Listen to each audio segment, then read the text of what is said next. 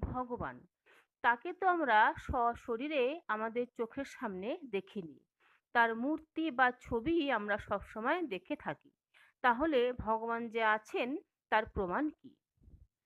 ভগবানের অস্তিত্বে প্রমাণ লাভ করবার জন্য আমাদের শাস্ত্রের সাহায্য গ্রহণ করতে হবে। শাস্ত্র থেকে আমরা বুঝতে পারবো যে ভগবান আছেন।